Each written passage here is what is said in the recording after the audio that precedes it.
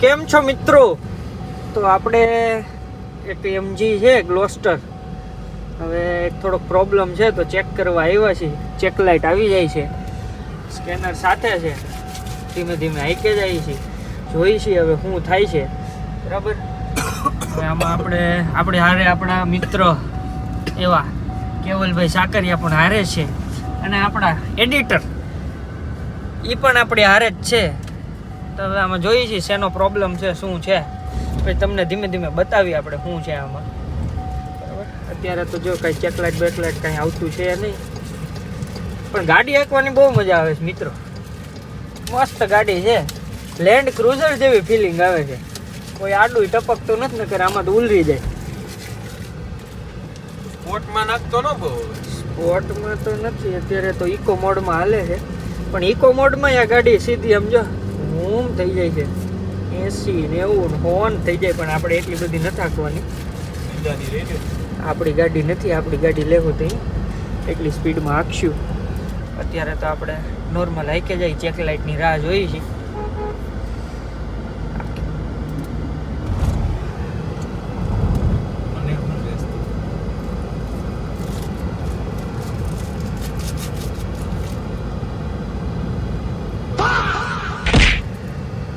તો આવી ગઈ છે ચેક લાઇટ, દેખાય છે ને. આગળ ઊભી રાખી સાઈડમાં ગાડી, સ્કેન કરી શું છે શું નહીં જોઈએ આપણે. અહીંયા દબાઈ દઈ, શું કેવું? પેલા એરર શેની છે ને એ જોવી પડશે. ઓફ કરીને ઓન કરી દે. ઇગ્નિશન ઓન ઓફ કરી નાખને પહેલા. ઇગ્નિશન ચાલુ કરી દીધું છે. આને થોડુંક ધીમું કરવું પડે એમ છે, શિયાળામાં ફૂલ ચિલ્ડ કરી દે છે. તો હવે શું છે, સ્કેન લાગે છે.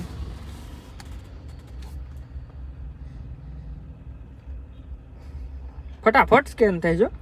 આ તો હજી નાનું સ્કેનર છે આપણી પાસે છે એ થોડુંક આની કરતાં મોટું સ્કેનર છે.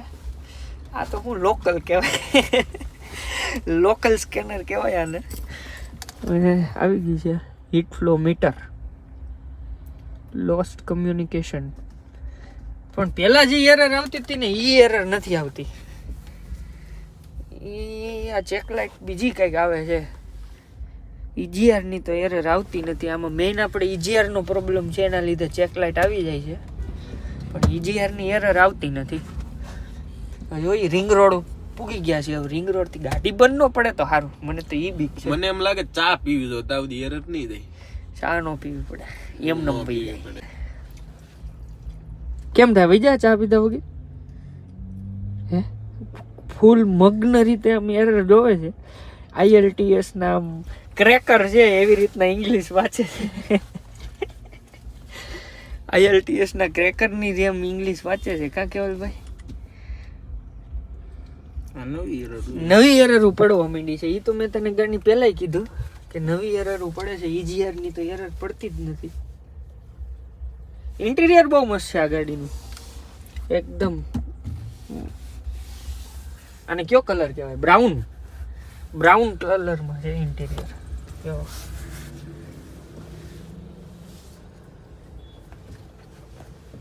બોનેટ ખોલીને આપણે જોઈ શું છે. એ અટાણ ચેક લાઇટ આવે છે ને આની લીધે આવે.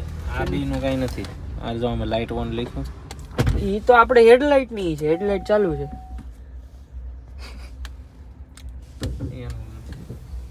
તેજસભાઈ ખબર કાંઈ પડતી નથી બોનેટ કેમ ખોલવું.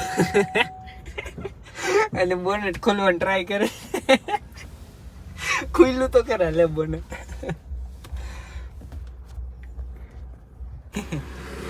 અને લાંબુ લહ જેવું સનરૂફ આપ્યું છે. એક બતાવી દો તું મિત્રોને. જો હજી ખુલે છે. પેરાનોમિક સનરૂફ કહેવાય આને. તમને એટલી તો ખબર જ છે. બંધ થઈ જાય તો સારું, કેમ કે અમે કોઈ પણ ગાડીમાં સનરૂફ ખોલતા છીએ નહીં. આમાં તમને બતાવવા પહેલી વાર ખોલ્યું છે. મસ્ત સનરૂફ છે. બંધ ફટાફટ બંધ કરી દો હવે. એક ગાડીમાં સનરૂફ ખોલતા છીએ નહીં, કેમ કે આમાં ગમે તે બંધ થઈ જાય છે. એક બે વાર હલવાયા છીએ. એક શબ્દ હતો ને આપણો બાવળિયા, હલવાયા, એવી રીતના હલવાના છીએ. એટલે સનરૂફ નહીં ખોલવાનું. તમને સલાહ દઉં છું, કોકની ગાડી હોય ને તો સનરૂફ ન ખોલતા, નકર એમાં લાંબો ટૂંકો ખર્ચો આવી જાય. હવે જોઈએ ચેક લાઇટ હવે ગઈ છે કે નહીં. ચેક લાઇટ તો વહી ગઈ છે, પણ આમાં એરર કેમ નથી ગઈ? હિસ્ટ્રીમાં લાગે છે કાઢી નથી, ઓલી એક જ કાઢી, એની જ એરર આવી. હાલો મિત્રો, તો EGR-ની એરર આવે છે. ચેક લાઇટ તો વહી ગઈ છે. હવે તો ગાડી સવારે ગેરેજ જ લેવી પડશે. એના સિવાય તાલગીમાં હું સ્ટડી કરી લઉં. નવી ચાઇના ગાડી રહી ને એટલે આપણને બહુ ફાવે નહીં. ચાઇના ગાડી જર્મનના કારીગર છે એમ, only for made in German and Japan. ગાડી તો બહુ સ્મૂથ હાલે છે. D5 D4 ને ગેર ફરી જાય, ખબર નથી પડતી જર્મનની જેમ.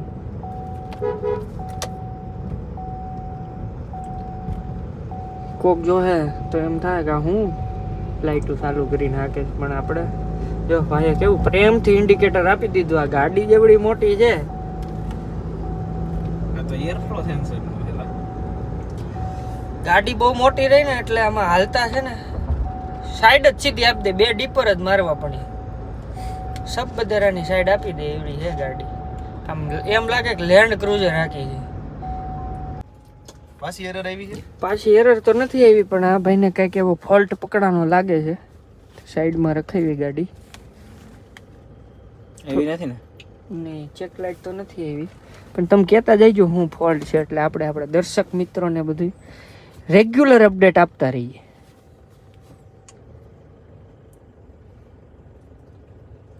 એરરો બધી ક્લિયર થાય છે.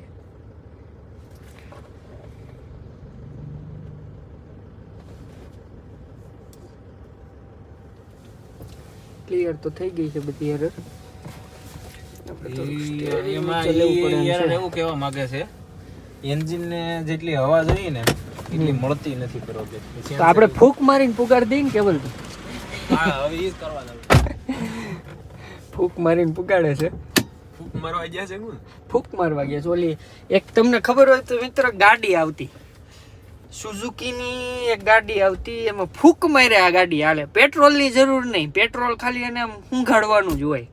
એક નળી ટુ વ્હીલર હતી, એ નળી એને કાર્બેટર થી લાંબી કરી દેવાની અને ફૂંક મારે જવાની. ગાડી તમારી ધીમી પડે એમ લાગે કે બંધ થવા આવે, એટલે એક ફૂંક મારી દો ને એટલે પાછી ગાડી હાલે. હવે બ્લુટૂથ ચડાવ્યું છે કેવલભાઈ, કે એમનેમ તો નહીં મેળ આવે. રામાપીર નું ગીત ચડાઈ ગયો કેવલભાઈ. હવે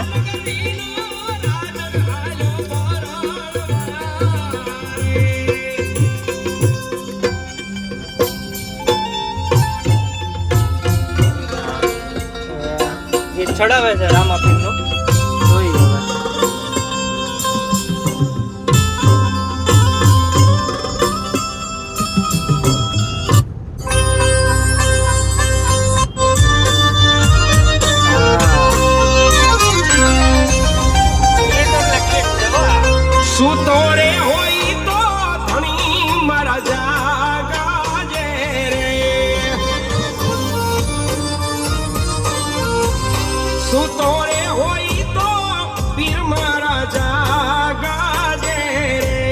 રામદેવ કરો ને રે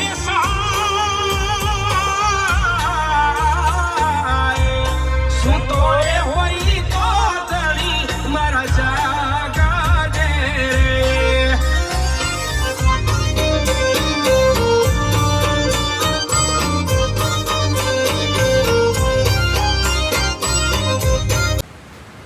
આવી ગયા છે પાછા ગેરેજ. હવે આમાં એરર તો વહી ગઈ EGR ની. એર ફિલ્ટર જોવું પડે એમ છે. આપણું પ્રીમિયમ ગેરાજ છે, પ્રીમિયમ. જો ભાઈ ઓડી પડી છે, એક વોક્સવેગન વેન્ટો, ક્રેટા, i20, રેપિડ અને આપણી ફેવરેટ ઓડી. અને આ તો આપણી લેન્ડ ક્રુઝર જેવડી છે જ. ફેવરેટ તો ખાલી હાંકવાની નજર. એટલે હાંકવાની નજર જો, બાકી તો આપણી સ્કોર્પિયો S11 અને એ કાળો. તો આ કેવલભાઈ એર ફિલ્ટર સાફ કરે છે અને આ ધૂળ ખાય છે અને આ એર ફિલ્ટર સાફ થાય છે. એક બાધી ન પડે, એક ધૂળ ખાય ને એક સાફ કરે. એક ધૂળ ખાય ને એક સાફ કરે છે. એટલે આ ભાઈ જો થોડાક એડવાન્સ હતા તે એનો મગજ આવી જાય. પાણી નાખી દીધું એમ તો એક કામ કરીએ ને તાપીમાં નાખીએ જોઈ આવી પછી વાયલું ઠાઠું નાખી દેવાનું પાછી લઈ લેવાનું. ના ના એવું નહીં કરવું. એકલા બોનેટ સુધી સીમિત રાખો, અંદર પાણી કરી દો. હા સુદીપભાઈ હો એવું કહે છે પહેલા તમારો વિડીયો જોઈ મને ગમશે તો હું સબસ્ક્રાઇબ કરે નકર ઈ ગાયડું દે એવું કહે છે. એટલે મિત્રો હા તમને કહેવાનું કે અમારા જે મિત્રો છે એ બધા થોડાક એ ટાઈપ છે, ઓટીવર ટાઈપ છે. એટલે કમેન્ટો ગમે એવી કરે, તમારે કમેન્ટો જોવાની નહીં. જોવો તો સારી કમેન્ટ જોવો, નકર વિડીયો જોઈને ચલાવો. Advance level. તો મિત્રો આપણી એરર સોલ્વ થઈ ગઈ છે. એર ફિલ્ટર ખોલ્યું ને EGR જરીક હચવાડીથી ઠપકાઈ ને તો એરર વહી ગઈ છે. હવે પાછું ફિટિંગ કરે છે. જો આ બધું હું અહીંયા અંદર આવીને બેસી ગયો છું. તમને બધાને સંભળાવું કહી દઉં, સંભળાવું તો નહીં કહી દઉં તમને કે આપણે એરર સોલ્વ થઈ ગઈ છે. એમ જે કામથી આવ્યા હતા એ થઈ ગયું નહીં, જે કામથી આવ્યા હતા એ થઈ ગયું એમ. એટલે હવે પાછું આવું ને આવું આપણે વ્લોગ બનાવતા રહેવું. આપણો આની પહેલાંનો પહેલો વ્લોગ તો તમે બધાય સારો રિસ્પોન્સ આપ્યો. હવે આવી રીતના બીજો વ્લોગ આપણો આ આવી જશે, જોઈ લેજો. લાઇક શેર ને સબસ્ક્રાઈબ કરી દેજો અને આવી નવો સપોર્ટ આપતા રહ્યો તો અમે આવું ને આવું તમને બતાવ્યા રાખશું. તો જો કમ્પ્લીટ ચેક લાઇટ આવવા માંડી છે. એ હમણાં ગાડી ચાલુ કરી એટલે ચેક લાઇટ વહી જાય. બરાબર, બાકી બધું કમ્પ્લીટ થઈ ગયું છે. મળીએ આવતા વ્લોગમાં. આભાર તમારો.